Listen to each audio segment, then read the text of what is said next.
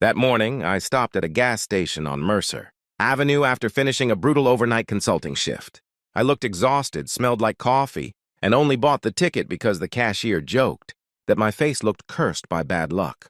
"Try this," he laughed. "Maybe destiny feels sorry for you today."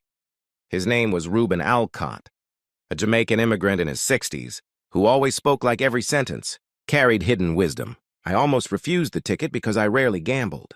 My father used to say lotteries were taxes designed for desperate people. Still, something convinced me to buy it. Maybe exhaustion weakens logic. Maybe fate enjoys disguising itself as coincidence. I forgot about the ticket entirely until lunchtime. At exactly 1:17 p.m., while sitting inside my car overlooking the Chicago River, I scanned the numbers through the state lottery application. The loading wheel spun for 3 seconds. Then the screen flashed gold. Jackpot winner, 80,000. At first I laughed because I assumed the application had malfunctioned. Then my chest tightened. My fingers started trembling so violently that the phone nearly slipped onto the floorboard. I scanned the ticket again. Same result. Again, same result. The world outside suddenly looked unreal. Pedestrians crossed the bridge. Boats moved through the river. Construction workers yelled across the street. Yet everything sounded distant, almost underwater, as if my body had separated itself from reality to survive the shock. I drove back to the gas station immediately. Reuben checked the numbers twice before staring directly into my eyes. "Brother," he whispered, "lock your doors." That sentence should have warned me about everything that followed. Within 2 hours, state officials transferred me into a private financial office, protected by security personnel. Lawyers explained tax structures. Advisors discussed anonymity. Financial managers spoke about investment portfolios, generational wealth, and risk management. I nodded politely while barely hearing them. My thoughts stayed focused on one person, my wife, Seraphina Kael Viremont. Even her name sounded expensive. We met 8 years earlier inside a bookstore, cafe after she corrected my pronunciation of a French philosopher. I pretended to understand. She laughed first. I laughed harder. 3 years later, we married beside Lake Geneva beneath white, roses and violin music while her mother cried through the entire ceremony. Seraphina transformed every room she entered. She understood fashion, posture, conversation, social pressure, and emotional manipulation better than anyone I had ever known. At the time, I considered those qualities attractive. Looking back now, I realized charm and performance often resemble each other so perfectly that people confuse them for authenticity. Still, I loved her completely. And that afternoon, I wanted to surprise her. Not through a phone call, not through a text message. I wanted a memory. Something cinematic, something impossible to forget.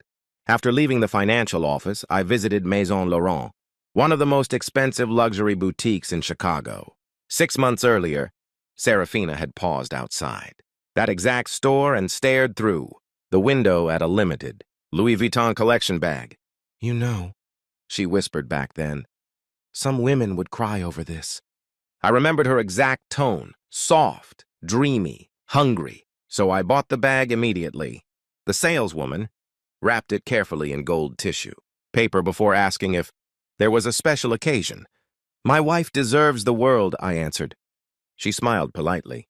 But now I wonder how many men before me said the exact same thing while unknowingly standing at the edge of destruction. Next, I ordered 200 imported pink roses because pink was Seraphina's favorite color. She once told me pink represented softness surviving inside cruel environments. At the time, I thought the statement sounded poetic. Years later, I finally understood its real meaning. Pink also hides stains well. Around 4:30 p.m., I contacted a luxury automotive company that specialized in celebrity deliveries. They transported a customized pink Brabus SUV directly to Valthera Medical Logistics headquarters. Employees immediately gathered outside to photograph the vehicle. Phones appeared everywhere. Strangers smiled at me. One man shouted, "Whoever your wife is, she better never leave you." The irony nearly makes me laugh now. I stood beside the SUV wearing my navy suit, holding flowers in one hand and the designer bag in the other while sunlight reflected across the glass towers surrounding us. For a brief moment, I truly believed life had become perfect. Money, marriage, success, freedom, everything finally aligned. Then I noticed something strange. Employees inside the building were not focused on the vehicle anymore. They were focused deeper inside the executive hallway. Some looked uncomfortable. Others looked entertained. One woman quietly raised her phone and started recording. A pressure formed inside my chest. I walked toward the glass entrance slowly, hearing the soft echo of my own footsteps against the polished floor. The hallway lights reflected across the windows like strips of white fire. Somewhere nearby, somebody laughed. A man's laughter. Then Seraphina's voice answered. "You worry too much, Lucien," she said softly. Kael still thinks I'm obsessed with him. My entire body froze. The roses shifted in my grip. For one desperate second, I convinced myself there had to be another explanation. Maybe she was discussing a client. Maybe I misunderstood the context. Human beings are experts at lying to themselves when the truth feels unbearable. Then the male voice answered, "After tonight, you won't need him anymore anyway." Silence followed. Then kissing sounds. Slow. Comfortable. Experienced. Not nervous.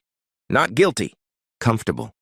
And that single detail destroyed me more than anything else. Because comfort means repetition. Comfort means history. Comfort means betrayal did not begin that afternoon. I pushed the office door open slowly. Seraphina stood pressed against the wall inside Lucien Duvall's arms. Lucien was Valthera's senior operations executive, a married millionaire she previously described as annoying but harmless. His hands rested confidently around her waist while her fingers touched, his chest with intimate familiarity. Neither of them noticed me immediately. That gave me enough time to see the truth clearly. No confusion. No misunderstanding. No manipulation. Just reality. The bouquet slipped from my hands first, then the Louis Vuitton bag. The sound echoed across the marble floor loud, enough for nearby employees to turn toward us.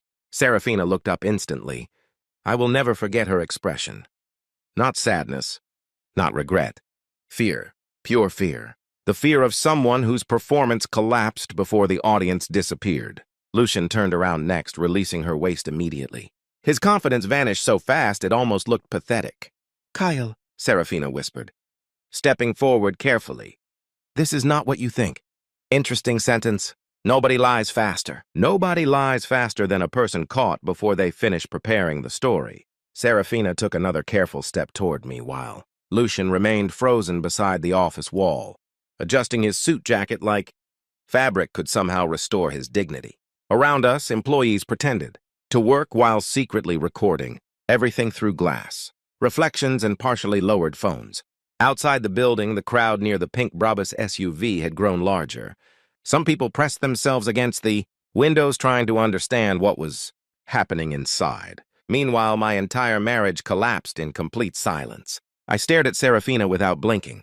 8 years together suddenly replayed through my head differently, as if betrayal had rewritten every memory retroactively.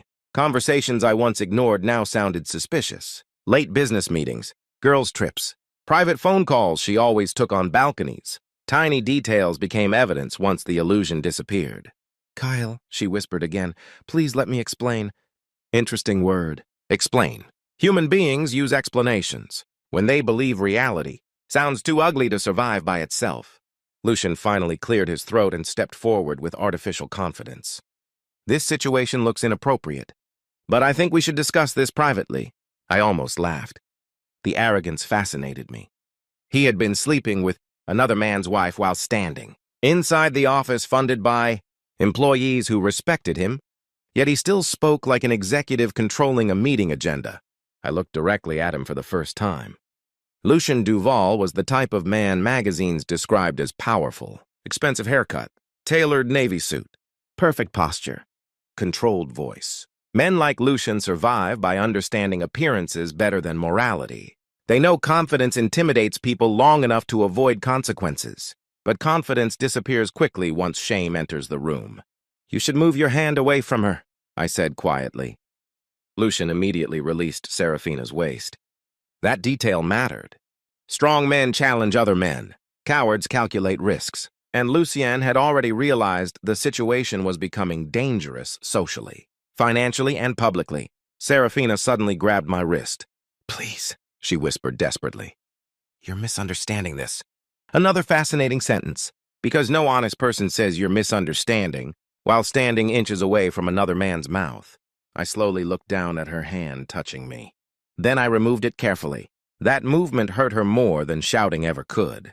For years, physical affection had been our language. Forehead kisses before work, fingers touching inside restaurants, hands resting together during flights. We were the couple people envied publicly. Yet standing there inside Valthera headquarters, I realized something terrifying. Some couples perform intimacy professionally. The audience confuses consistency with sincerity. Outside, somebody knocked against the glass excitedly while filming us. Lucien noticed immediately. His face changed color. That was the moment he finally understood the real danger. Not morality, exposure. Executives survive scandals differently than ordinary people. Affairs destroy reputations. Reputations destroy investor confidence. Investor panic destroys money. And money controls everything around powerful men. We need security, Lucien muttered. I smiled coldly. Now you believe in consequences? His jaw tightened. Good. For the first time since entering the building, somebody besides me felt uncomfortable.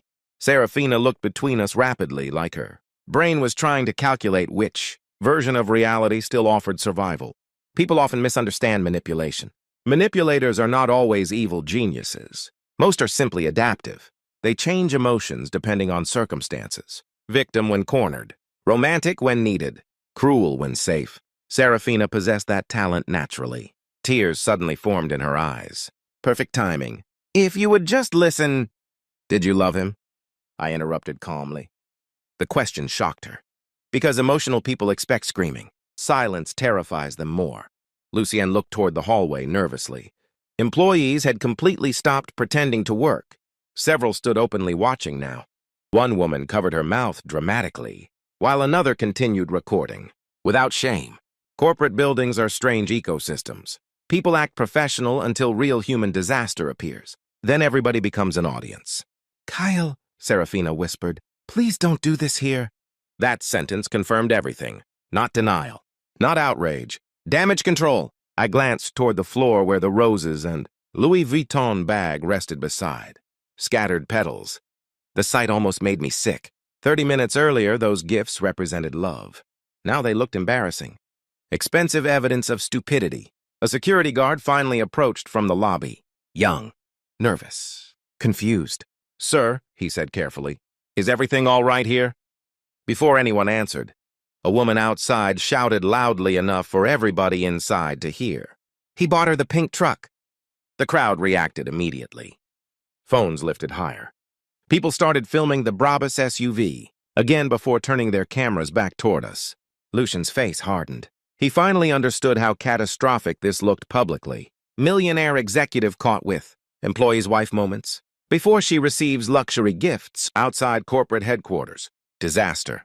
Pure disaster. Then Seraphina made the biggest mistake of her life. She looked at the SUV. Not at me. Not at our marriage. The vehicle. Her eyes widened with genuine excitement. Before she quickly tried hiding the reaction. Too late. I saw it. And once you see greed clearly, you can never unsee it again. For years, I thought Seraphina wanted emotional security. Standing there, I realized she simply wanted upgraded luxury. And suddenly every expensive dinner, every social climbing friendship, every strategic compliment she gave wealthy people made perfect sense. Lucien noticed her reaction too. That terrified him more than me. Because men like Lucien understand women like Seraphina very well. They know loyalty attached to luxury eventually follows the highest bidder. A terrible silence filled the office. Then my phone vibrated. Unknown number. I answered automatically without breaking eye contact with either of them. Mr. Viremont? A professional female voice said. This is Celestine Marr from Illinois Lottery Financial Services. We finalized the first transfer authorization for your winnings. Congratulations again on the $80 million. Nobody moved. Nobody breathed. Seraphina's face drained completely. Lucien stared directly at me.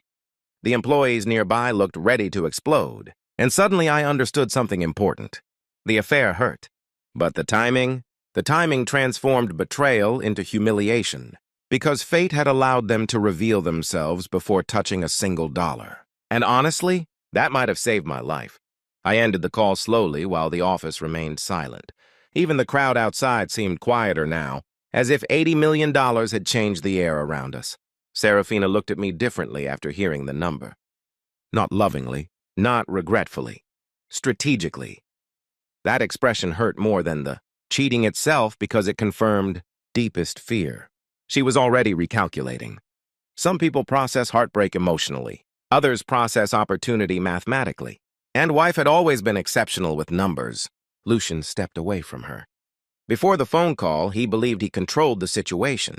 Now he understood he had accidentally betrayed a man who had become richer than executives inside the building.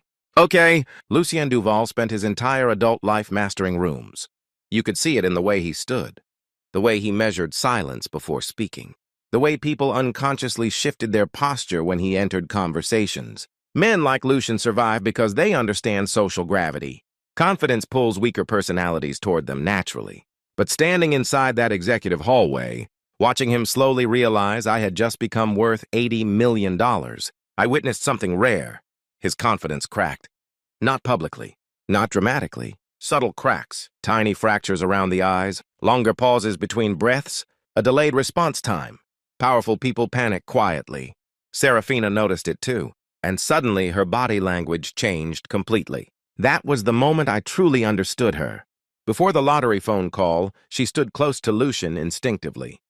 Her shoulders angled toward him. Her posture felt connected to his energy. But after hearing the number, she shifted unconsciously back toward me. Not enough for ordinary people to notice. But heartbreak sharpens observation. Every movement becomes evidence.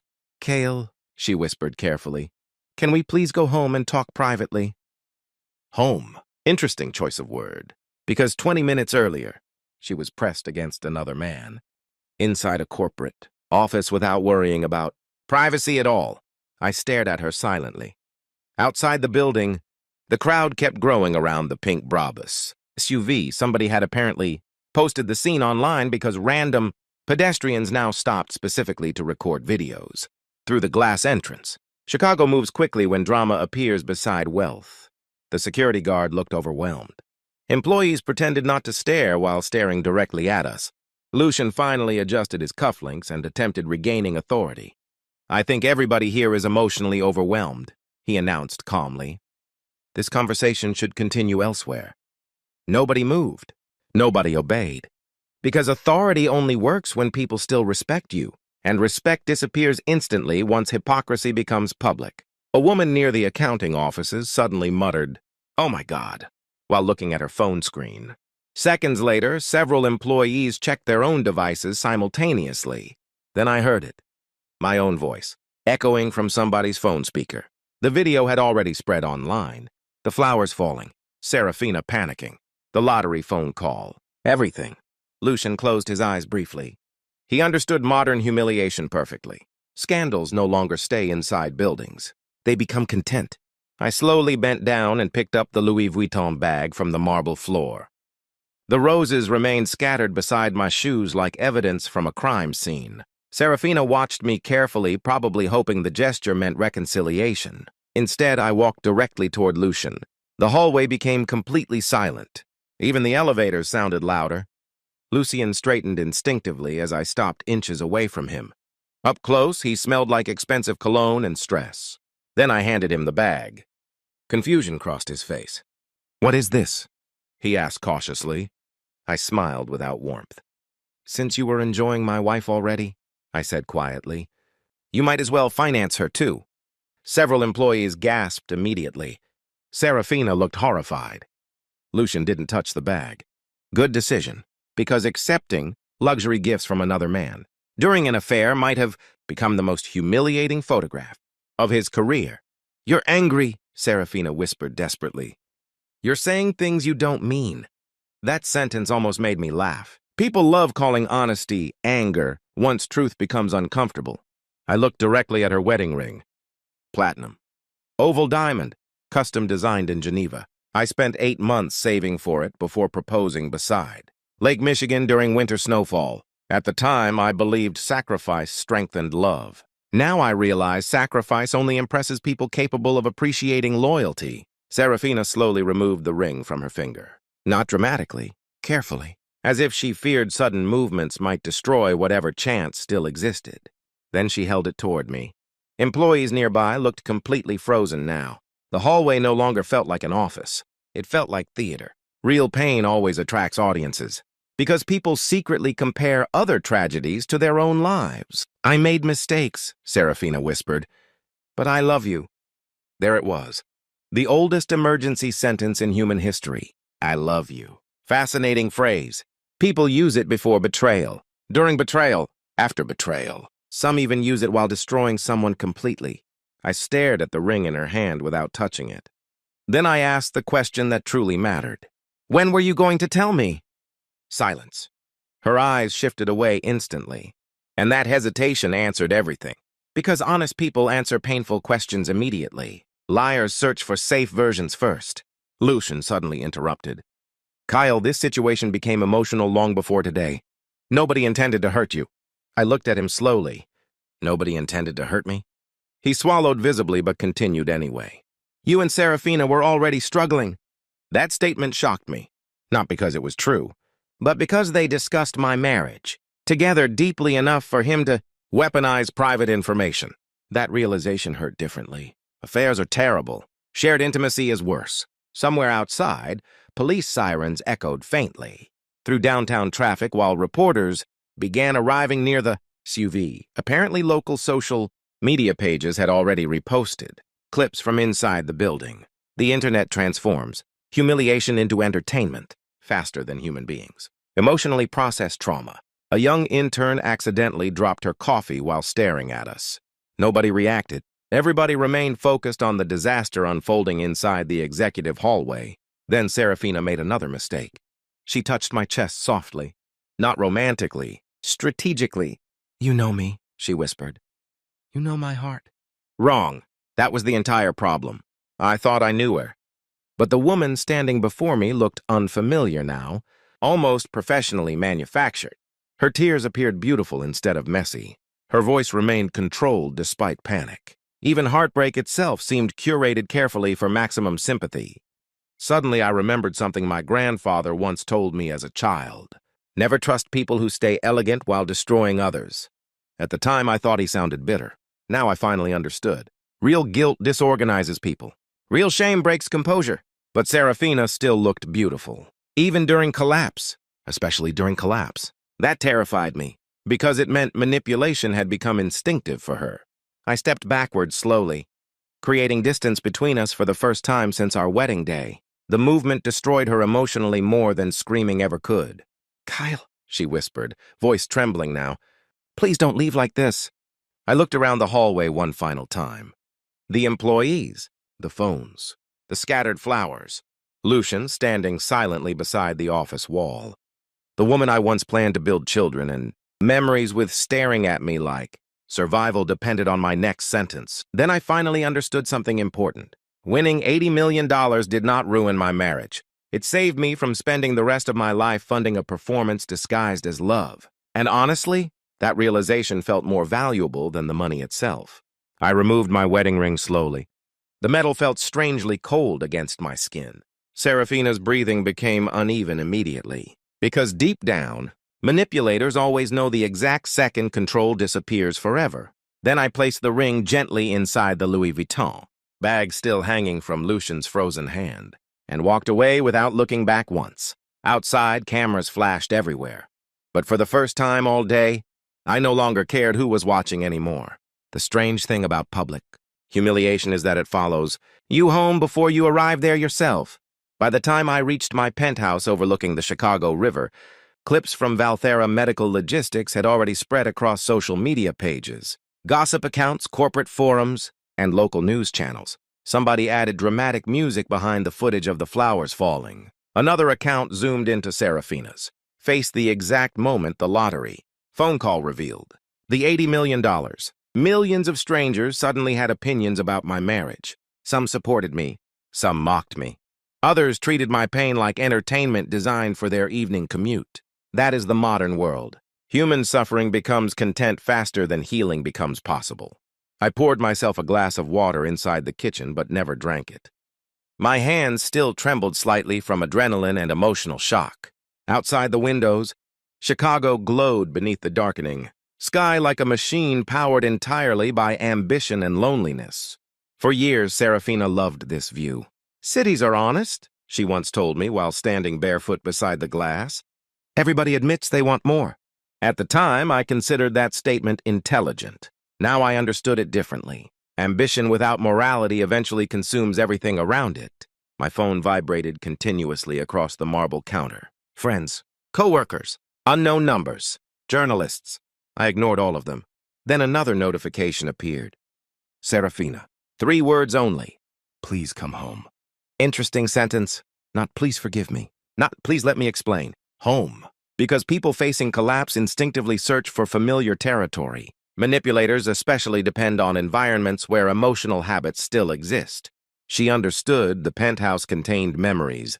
Routines, smells, lighting, photographs. Shared laughter, vacations, anniversaries, late-night conversations, apologies, intimacy. She hoped nostalgia would weaken logic. Unfortunately for her, betrayal permanently changes how memory feels. At 8:42 p.m., the elevator doors opened quietly behind me. Seraphina entered the penthouse, slowly wearing the same cream-colored outfit from earlier. Her mascara had faded slightly now, but somehow she still looked composed enough for magazine covers. Some people remain aesthetically beautiful even while emotionally destroying lives.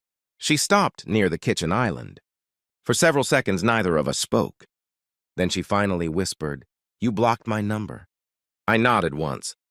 "You embarrassed me publicly," she continued softly. That sentence fascinated me so deeply I almost smiled. Not I hurt you, not I betrayed you. I embarrassed her publicly. Victimhood had already returned naturally. I leaned against the counter carefully. "You cheated publicly." Her eyes filled with tears immediately. "I never wanted this to happen." Another lie. Affairs require hundreds of decisions. Text messages, meetings, excuses, deleted conversations, private jokes, secret touches. Nobody accidentally builds betrayal over time. Seraphina stepped closer carefully. "You don't understand what Lucien is like." "There it is," I interrupted quietly. "What?" "The transfer of blame." Her face tightened instantly. People hate when manipulation gets identified aloud because exposure weakens emotional control. "He pursued me aggressively," she whispered. "And you resisted by kissing him inside his office?" Silence. Real silence this time, the kind that appears when excuses finally collapse completely. I walked toward the massive windows overlooking downtown while speaking calmly. "You know what hurts most?" She didn't answer. "It's not even the cheating anymore." Her breathing slowed behind me. "It's realizing you were already calculating outcomes before getting caught." "That's not true." I turned toward her immediately. "Then why did your eyes light up when you saw the Brabus outside?" The question hit perfectly. "Because guilt reacts strongest to accuracy." She looked away instantly, exactly like earlier, and suddenly everything connected. The luxury bags, the networking dinners, the obsession with status, the social media performances, the subtle disappointment whenever I prioritized stability over extravagance. I had mistaken material hunger for ambition. Huge difference. "Did you ever actually love me?" I asked quietly. Her answer arrived too fast. "Of course I did." Did. Past tense. Interesting. She realized the mistake immediately afterward, but it was too late. Truth escapes accidentally when emotions panic. I laughed softly for the first time all day. Not happily, just tired. "You know what's terrifying?" I said. "If I never won the lottery today, you probably would have continued pretending forever." "That's not fair." "No," I replied calmly. "Fair would have been honesty before betrayal." Seraphina's tears finally became genuine then, because reality had shifted permanently, not emotionally, financially, strategically, psychologically. Everything changed once she realized reconciliation. No longer guaranteed access to my future. And for the first time since we met, she looked truly afraid of losing control. Outside the penthouse windows, helicopters moved across the skyline while traffic lights reflected against the river below. Somewhere inside the city, strangers still discussed us online like fictional characters instead of real people. Then Seraphina asked the question she probably rehearsed during the elevator ride upstairs. "What happens now?" Simple question. Complicated answer. I stared at her for several seconds before responding. "Tomorrow morning, my legal team begins separation procedures." Her face drained completely. "You're serious?" I almost laughed again. The astonishing thing about betrayal is how shocked cheaters become once consequences arrive. Yes, I answered quietly. I'm serious. She walked closer desperately. We can fix this. No, I replied. You can survive this. Different thing. That sentence broke her emotionally harder than anything else I had said all day, because survival means the relationship already died. For several seconds, she simply cried silently while standing beneath the soft kitchen lights where we once cooked pasta together at midnight after wine tastings downtown. Memory transforms ordinary locations into emotional graveyards after heartbreak. Then she whispered something I will never forget. I didn't think you'd leave. Honest. Finally. Brutally honest.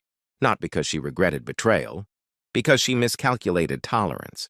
That realization healed something inside me instantly. You cannot rebuild trust with someone who considered your loyalty permanent, regardless of pain inflicted.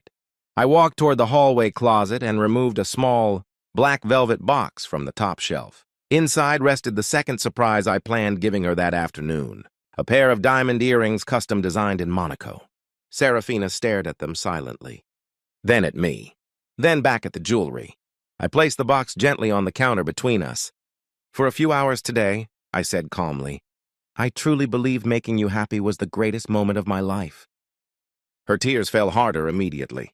But honestly, I continued quietly, discovering the truth before giving you everything was probably the luckiest thing that ever happened to me. The penthouse became completely silent. No manipulation, no excuses, no performances left, just reality standing naked between two people who suddenly understood each other perfectly for the very first time. Then I opened the front door slowly, and Seraphina Kael Viremont finally realized the $80 million lottery ticket was never the reason our marriage ended. It simply revealed the exact price she was willing to betray it for.